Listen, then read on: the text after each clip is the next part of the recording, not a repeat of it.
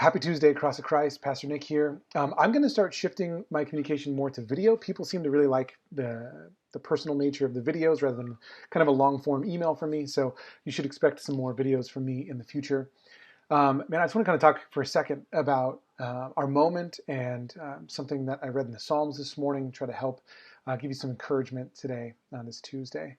Man, as we talk about the unprecedented moment that we are all living in with this coronavirus crisis and the economic crisis, I think we need to be reminded and kind of keep in front of us that those terms are just the surface descriptors of the reality, the deeper problems, the deeper struggles that each of us are going to face in the midst of this crisis. Because those are just the circumstances, the real things that are happening within you and within me and within the people who are going to be coming to our online gatherings or discipleship groups are going to be things like loneliness and anxiety and depression and like an existential angst of wondering like, what is life about? What is ultimate reality? What is truth? And where do I fit? And what is my purpose and meaning in this world? And those are things that you may already be struggling with. I'm struggling with one of those in particular, and those are definitely going to be things that other people who come into our church are going to be dealing with. And so for this year, in this crisis, something we've said that we want to be about as a church, that we want to call each other to, that we see in Scripture, that the gospel compels us to and invites us into, is to live with resilient hope. That we can say with honesty and with being human that life is complex, but as Christians we can say that Jesus is bigger. And so to do that well this year, this season, the thing that we're going to be emphasizing is caring and connecting as a church. You want to care really well for the people in our church, and we want to help connect those who are coming looking for answers, who are curious or skeptical and looking for Jesus in the midst of this crisis. So we want to care and connect well, and everything we're kind of building as a church right now is going along those two themes. So I want to share with you something I read this morning in Psalm 21, verse 7. Said this.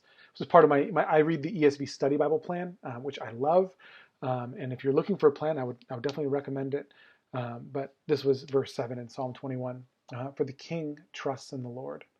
The unfailing love of the Most High will keep him from stumbling.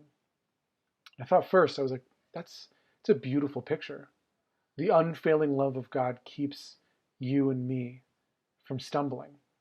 It's upholding and protecting. When I think about stumbling, I think about something being held up and kept from falling, and something that is protected from impacts and things that would cause it to stumble.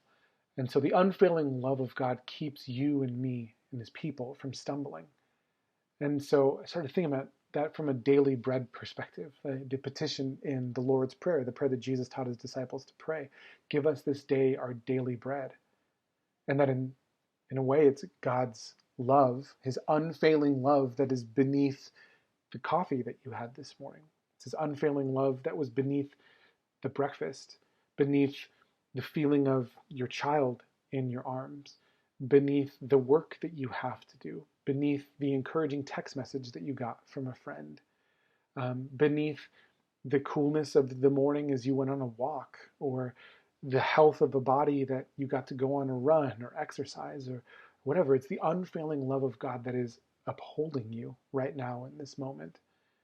And it's the unfailing love of God that's beneath the protecting of you, that in this moment, as you are not sick with this virus, that is God's love that is keeping it at bay. And it is also God's love, by the way, if you get the virus, that is going to uphold you and sustain you in and through it. But it's God's unfailing love that is protecting you.